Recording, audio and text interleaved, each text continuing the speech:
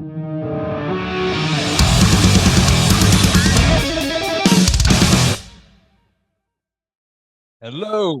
Hey, how's it going? G'day, Paige. How are you, mate?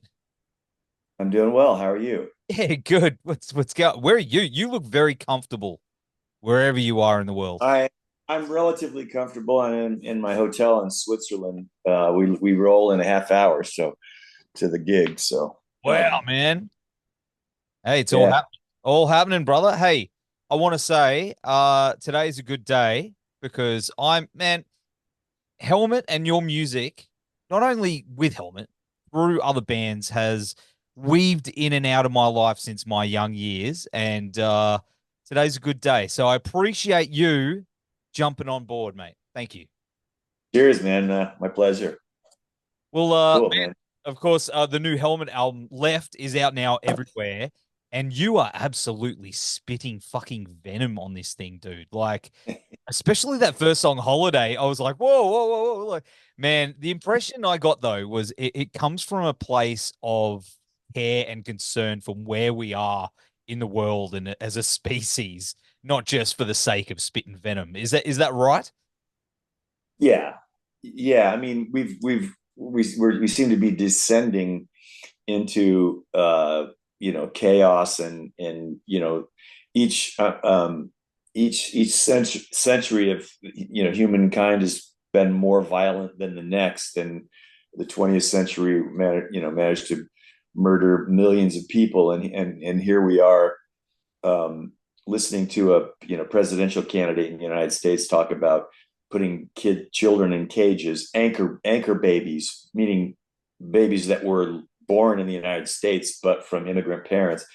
Um, it's we got some issues, and it's where we have to get back on track, and I'm the GOP, the Republican Party, right wing, whatever you want to call it, this country, um, is the minority, Mm. and our system is broken, and that's why we've had, since Nixon, we've had these presidents that don't deserve to be president because they haven't won they don't win the popular vote. One of them did. I can't remember which one. Um, they won the electoral college, and so we're as a nation, the majority is being subjected to policies that we disagree with, and that's not democracy. Democracy is, I get two votes, you get one, I win. My side wins. And the pandemic hit, and we saw kind of what a shit show. Donald Trump's what White House was, and the thought that this guy could win re-election to me is horrifying. Yeah. And it should horrify everyone, not just Americans, because yeah, Even down here, brother. Like even down here, watching it from, I guess, an outsider's perspective, because it does affect yeah, everybody in the world, is yeah, it's just a shit show. It's like yeah, a big yeah, distraction. it's bad. Well, look at Netanyahu. He's a fucking scumbag, and he's a fucking lying cheat, and Hamas sees the weakness. Yeah. I mean, there's protests. There were protests, every weekend, and in Israel, and before all this went down, and people see that, like, and the enemies see that, and we're about to. It feels like we're about to embark, upon World War III. I mean, we're already bombing Iran, shooting down drones. Yeah. Um, it's they're talking about annihilating, Gaza. As if they're animals. They've said, I've been reading and listening to, the minister of defense, in Israel, and these people they're referring to them as as animals. I mean, these are human beings. Like, it's like we didn't learn anything from World War II. It's just it's and I think part of this, like in this album, as I've gotten older and I don't and I never really cared what anyone thought, but I was never wanted to stand on a soapbox. Mm. We're not Rage Against the Machine, and I admire those guys on many levels, but at the same time, they pick specific causes that they stood behind, and um, they, those were not necessarily global causes; they were individual causes, and I have a hard time with that because I don't know the facts because I wasn't there, for Leonard Peltier or Mumia or whatever in 1975 or whatever when so it's really hard to stand behind something that I don't know everything about. But these global issues are pretty obvious, and we need to make changes, and I think the right wing, um, they're always scream and yell and think that they can scream and yell louder than we can. And I'm like, I sing in one of the loudest motherfucking bands in the world, motherfucker. It's I true. can I can sing pretty loud. And you know what? You sound fucking incredible on this record, brother. You Oh, sound, cool. man, you sound better than like some of the younger dudes like 30s and 20s, man. Like you've taken care of your voice, dude. Well, I quit smoking in 2007. I quit getting drunk on stage. That helps. But also, we did the 30th anniversary tour. We did 30 song sets and 30 shows in Europe, 30 in the US. We were headed down under, as you probably know, in 2020, and when the shit show hit. We were going to go to Japan, Australia, New Zealand, and South America, and that all got postponed again and again and again. I think Australia and New Zealand was rebooked. I think we finally, the fourth time we made it down there. And by then it didn't make sense to do the 30th anniversary tour. So I think we called it the best of. Yes. And it got me singing material from every kind of era, that we've done. And you learn about your voice. And the more you sing, the more you kind of expand your range. And yeah, it's funny. It's interesting. Like physically, my body is like, I feel like falling apart, as I've gotten older. My knees hurt, my back, and my wake up and I'm like, oh man, I got a swollen ankle, and I don't even know what I did. Achilles, my brother-in-law's a doctor. He said, you have Achilles tendonitis. I'm like, great, because I bounce on Yeah. stage, I bounce on stage. I get in the groove. That's how I can sing in a different time signature than I'm playing in, It's it's physical. Yeah, yeah, yeah, yeah. a physical thing, Yeah, but absolutely. I feel like my voice, like it's about getting rest, you have to get rest and keep singing, so that's, yeah, I felt really good. I felt really confident. Work with people that I know well, and that know me well, that I've worked with for years, off and on, and that kind of helps. And I think as you get older, you're less self conscious, because Yes. you know what you're trying to do, and it's not. I was talking to somebody about this. Back in the day, I'd have a music stand flipped like a table, and I'd have water, coffee, beer, whiskey, Cyclone cider, which was this vinegar, cayenne stuff, like in a dropper. I had all this shit, and I have cigarettes, an ashtray, all this shit to sing a song. Now I go in there with a bottle of water, sing the fucking song, and just sing the fucking song, dude. And I do takes of the entire song. And if in a song like Gun Fluff, that um, if you're if you learn this, once I learned the song and I play it live, I can sing it because I'm singing full voice. But you're in studio and you're learning the song. Mm. You've written the parts, but you're really learning the phrasing. Um, it was hard. So I would do like, because there's at the end there's a chorus that goes into a kind of rhythmic. I call it the rap part. It goes into another. There's a bridge with chord changes, all those major seven chords, parallel major seven chords. Then I go into a rhythmic section, the rap section. Then chorus that has extra lines. So it's like a lot of breath, Yes. and sometimes when you're shaping it, like I had the guitar part going up, da da da da, instead of da da da da. And I said, no, I said the guitar part's going to stay the same and the vocal's going to go up. And it made more sense and it sounded better. It just sounded cooler, it harmonizes with itself. I'm a minor third above the guitar chord that I'm playing, which in concert pitch would be a D. So I'm singing an F.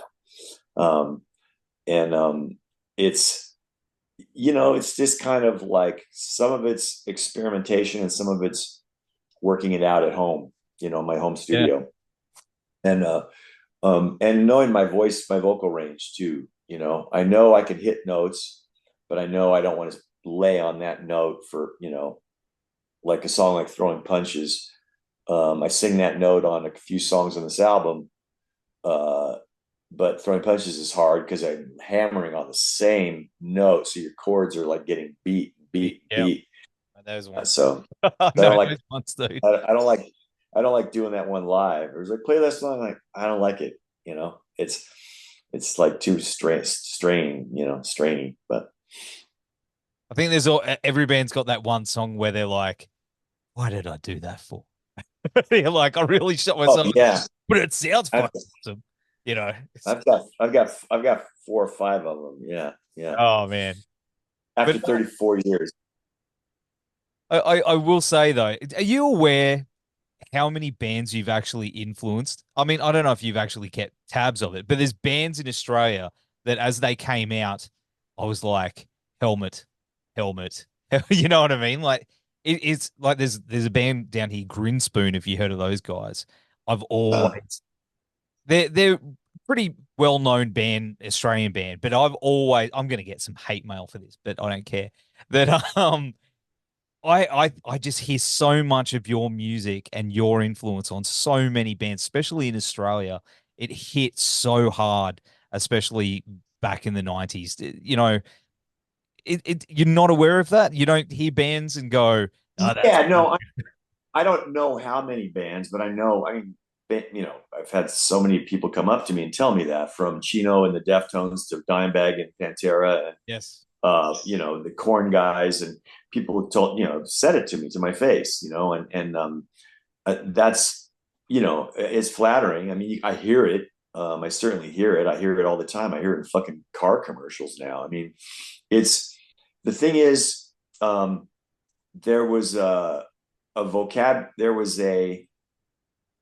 there was an open lane in indie music and metal music, somewhere in between punk rock and indie rock and noise rock and metal. There was this empty kind of lane that no one was filling, and I just got this idea walking home one night, and when I sat down and I wrote Repetition, that's the riff, got my head one night at 4 a.m, and the note I heard was a D, so it went down below an E, obviously a standard tune guitar, so I had to drop tune, and all of a sudden it opened me up to this whole kind of vocabulary, and I've continued to build on it and expand. There's chords on this album that we've never played before, nobody's ever played, on Bombastic and the bridge, and it's cool. I mean, a lot of people kind of got the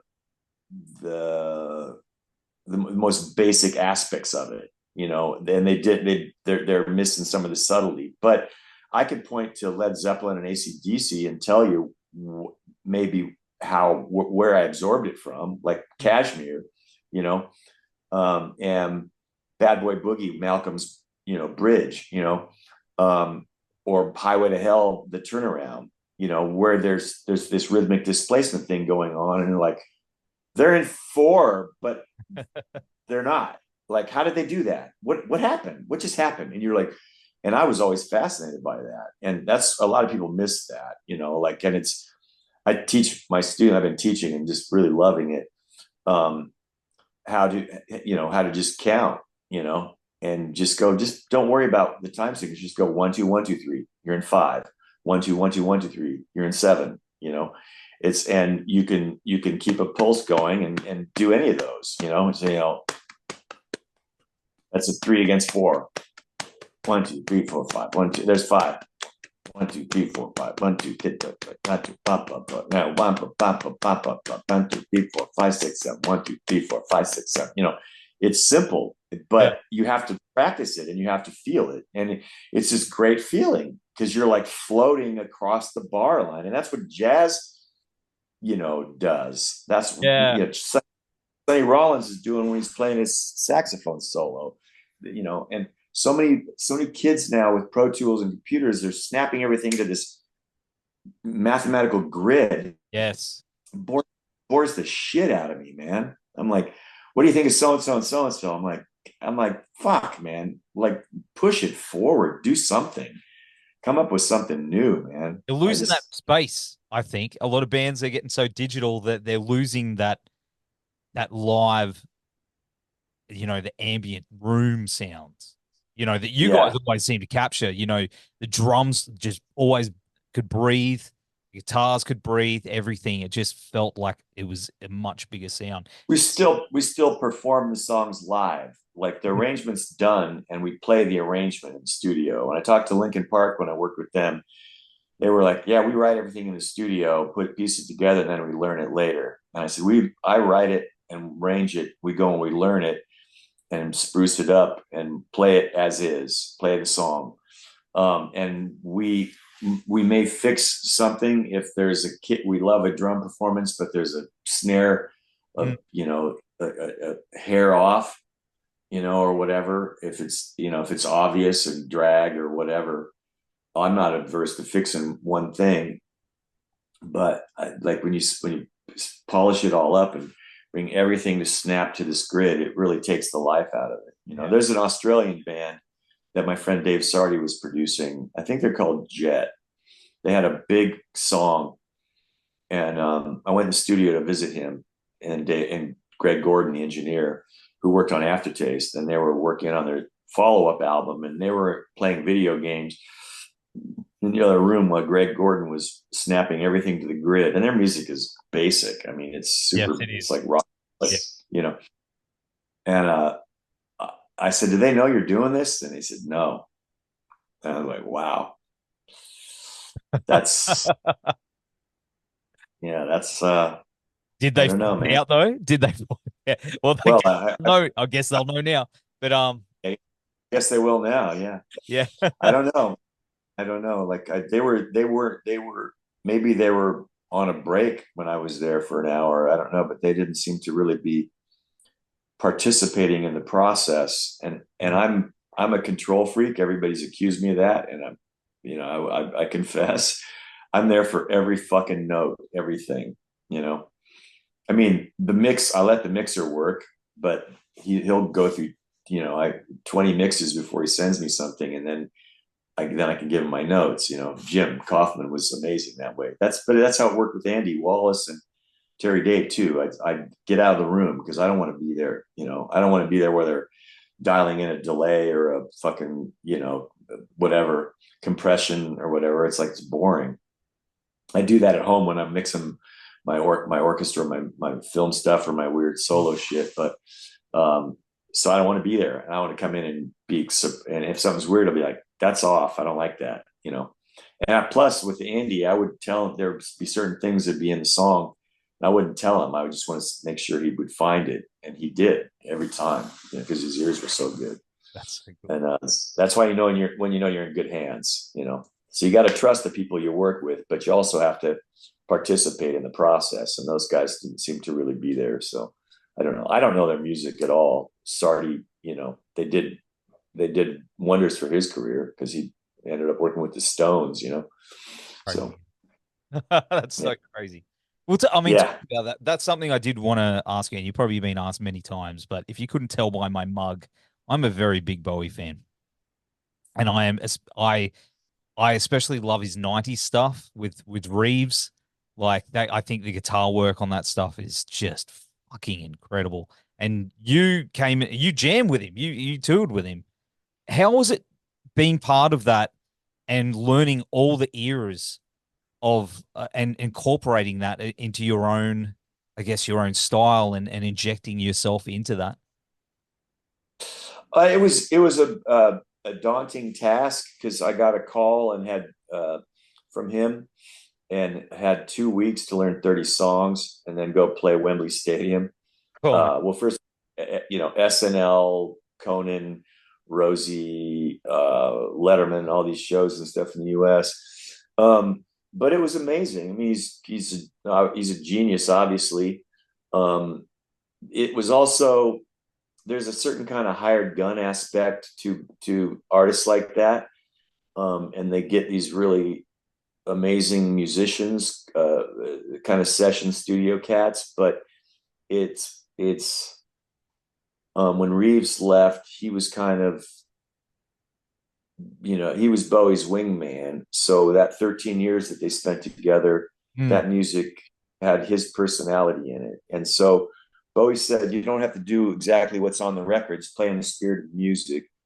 And he'd always look at me and say, advice for budding young songwriters. And he'd look at me, in rehearsal. And he was a fan of Helmet. I'd met him 2 years earlier. And so he called me, and there was no audition or anything. I just went in, and it was great. I mean, I learned a lot. It gave me confidence. I was also going through a tough time because I'd literally left my wife like 4 or 5 weeks earlier after 10 years. So after shows, I was getting hammered. I never drank before or during the shows, but I was drinking a lot after shows. And he, in fact, called me Hangover Hamilton at one point.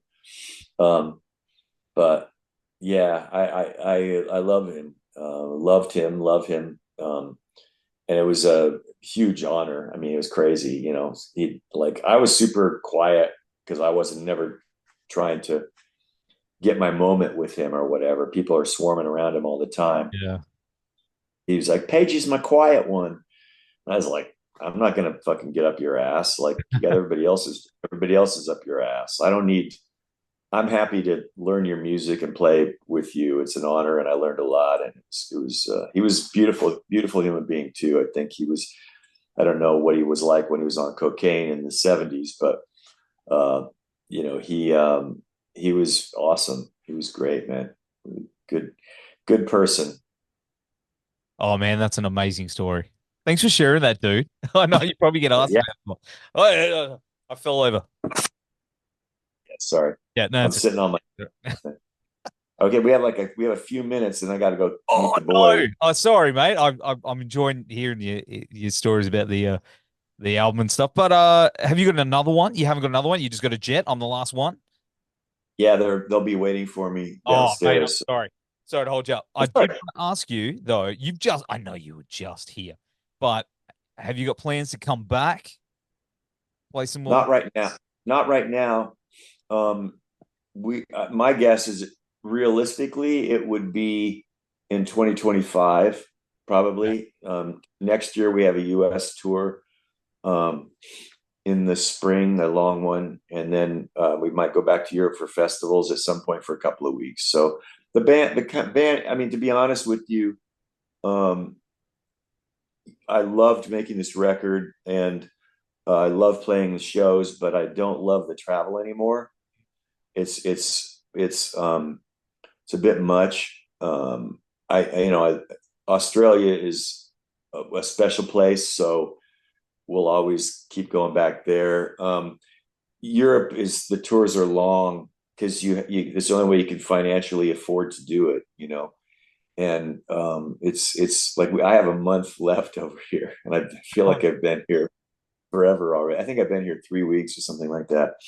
Um, so the touring is, and there's just not, we're not a radio band, we're not a mainstream band, so there's not like the demand um, and the money. It's just since the pandemic, it's gotten so expensive to tour. So, and I can't come out here and lose money, because I make a living as a musician, by teaching and producing and playing on films and um, you know God willing, continuing to score films, and I'm working on a solo album, and I have some other stuff that I want to do. Um, so yeah, we kind of have to pick our moments for Helmet, so Whenever that is, man, we'll be here. We're always here. awesome. Yeah, I fucking love it down there, man. It's on my radar if Trump wins. Hey, man, It's I'm on the Gold Coast. You've been here before. Hey, man, you're always welcome anytime. yeah, Move, love move, it up there. move down here. We've got the beaches with the mountains. We can just jam out Beautiful, yeah, all the time. beautiful, yeah. No, it's amazing. It's a magical place. We had a day off in Sydney, and I managed to get in the ocean, and it saved me. Just felt so good, man. That water up there, god damn. Yeah, and the Gold Coast too. Wow, man, it's stunning, Pretty lucky. beautiful, beautiful part of the world. You guys are very fortunate. I agree. We are pretty damn lucky, mate. We are, dude. Yeah, But hey, mate, thanks again for hanging out on the show. We're gonna have all the links down here to left and on the website, brother. I hope you get through this tour, and thank, we'll maybe have a chat when the solo stuff comes out. That'd be cool. Okay, man. Nice to meet you, man. Take You care. too, Have a brother. great night. Take care, man. Bye. See you, brother. Bye.